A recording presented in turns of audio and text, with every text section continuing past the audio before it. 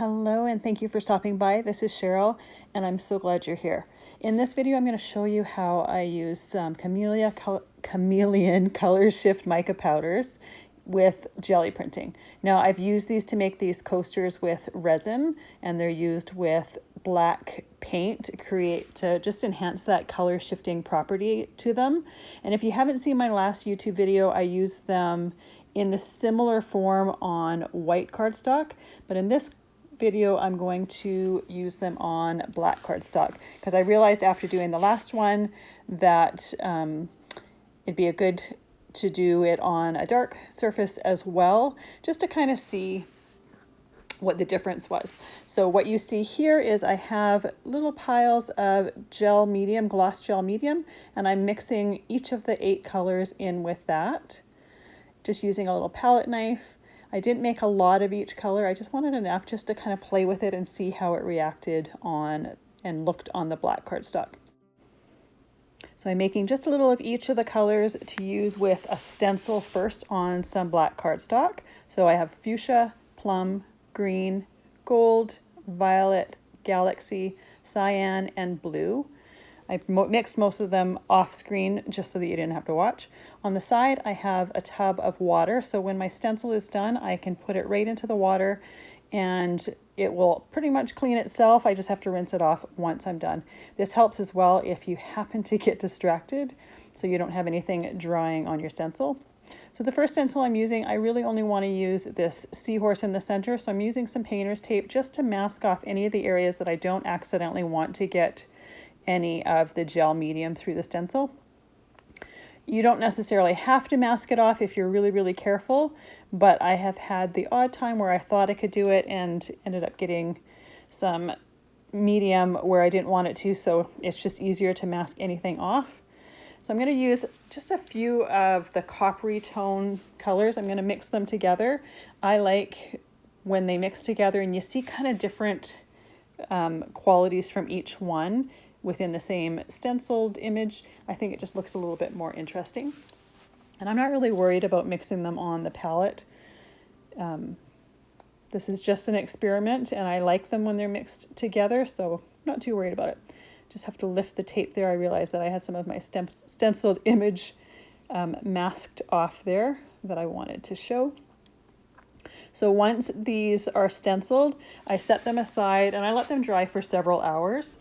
I'm only making the medium as high as my stencil so that I don't have a lot on there, but it does take a while to dry and you want to make sure that it's completely dry before moving to the next step. So that particular stencil, I put everything into the water, even the tape, and the tape just came right off super easily. So the next stencil I have is kind of a damask looking background. Once again, I'm going to use the different coppery colors and I'm going to be mixing them on the stencil just to get a little bit of each to create a more interesting background. Now, you don't actually need a whole lot of each of the mediums in order to do this. A little goes a long way. And like I said, I'm only making my gel medium as high as the height of the stencil, so I'm not using a whole lot on each of them. You'll notice I have this particular stencil taped on both sides, mainly because I wasn't able to tape the paper down and I want to try to minimize anything moving underneath that stencil. And I also want to keep that stencil as flat as possible so there's no bubbles or openings underneath there. So once again, that goes in my can of water or my pot of water, and the paper gets set aside to dry. I'll often reuse the tape if it doesn't have a whole lot of medium on it. If it gets skunked up with medium, then I will just toss it in the garbage. So now I'm going to use some of the blue colors to do this feather stenciled image. I'm going to do the same technique as the coppery colors, just mixing up a little of each. I did not clean my palette knife in between colors, so there is going to be a little bit of the coppery color mixed in, but I just kind of thought that suited a feather. Once again, my stencil is going to go into the water and my paper is going to be set aside for drying for several hours. So my last stencil that I'm going to use is this mandala type 1. I wasn't sure how this was going to turn out simply because it's more of a mask. It's got the image, not really the outline, but it ended up being my favorite of the stenciled backgrounds. Once again, I'm using all 4 of the blue colors, and I actually mixed some of the coppery colors in with them, and I really like the mix of the 2 of them together. It created a really, really interesting background, and like I said, it ended up being my favorite, which is interesting when it was the one that I was the least confident about. I wasn't sure how it was going to end up and if it was going to actually work or look good at all. I did make sure to go all the way to the edge of my paper because I wanted the only black showing to be what the stencil had masked off. My papers are 1/4 of an 8.5 by 11 sheet, so they are 5.5 by 4 1/4. So before creating cards with them, I do cut off 1/4 inch from each of the sides, or each of the 2 sides or whatever, to have a mat behind it. So once again, this image is gonna, or the paper is gonna go set aside to dry, and I'm going to put my stencil in the water. So next I'm going to try jelly printing with these chameleon powders, and I actually know that it's going to work fairly well because I did it with the last video on white cardstock, but this is the first time I'm doing it on black cardstock. So I have a 5x7 jelly plate here. I use an old Cuttlebug plate to stick it on just to give it some stability if I happen to need to move it around or lift it up or whatnot. I'm going to use each of the copper tones on the first print, and I'm just basically cleaning up my palette that I have to the right side there. Once I've put a little bit of each of them on the plate, I use a 6-inch brayer to brayer it out and even it out. And then I'm going to take my black cardstock to take a print. Now, using a 5x7 plate, to print it, I have half of an 8.5 by 11 sheet, so it's 8.5 by 5.5, and then it'll be cut down further, so each one either gets die cut into different images or it gets cut down to be the background of the card. So there was still a little bit of the medium left on the plate, so I just took another print so that that didn't get wasted. Now I'm going to repeat the same process with the blue colors that I have here. And even though I'm putting it onto a jelly plate with a palette knife, I'm being really careful not to have the edge of my palette knife against the jelly plate. I don't want to really gouge or anything, so I am being quite careful with this. Now I'm using my brayer to brayer it out. I did not clean my brayer off between colors. Like I said, I kind of wanted to mix up the 2.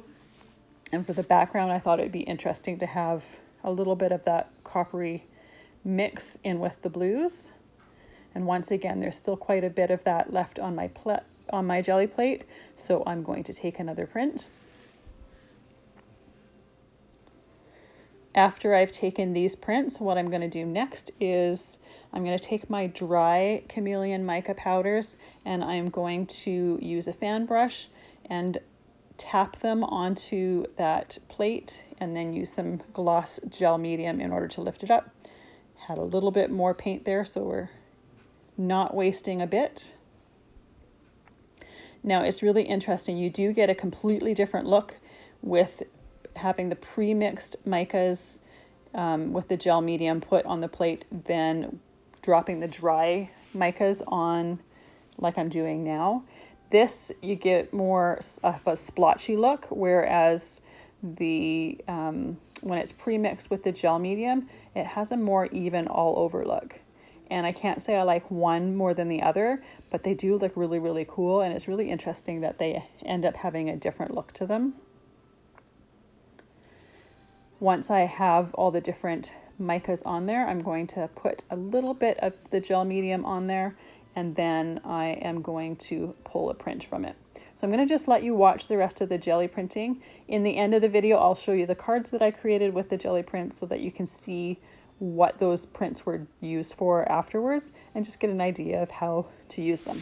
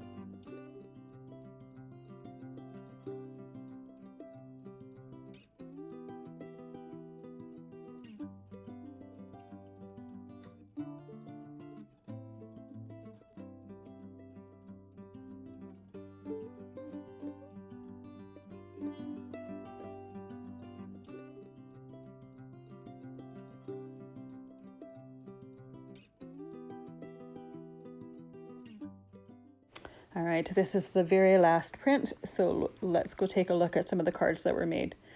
So this one here, I kind of thought it looked like a northern light sky, so I just paired it with a tree die.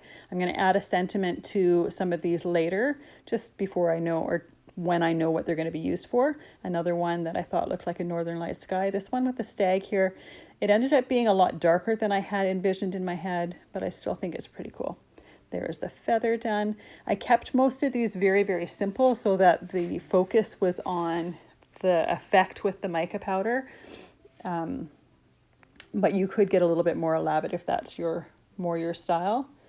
Those stencil ones turned out really, really pretty and really didn't need a whole lot after that. Then I tried some stamping. So this is Botanic Collage stamped and embossed with gold. And this is that same stamp set stamped and embossed with liquid platinum. And then the last one I stamped and embossed the back with some black and then added some die cut pumpkins that were die cut using those prints. So this is one that kind of took inspiration after this was done, and my next video will show the process of that. Thank you so much for spending your time with me.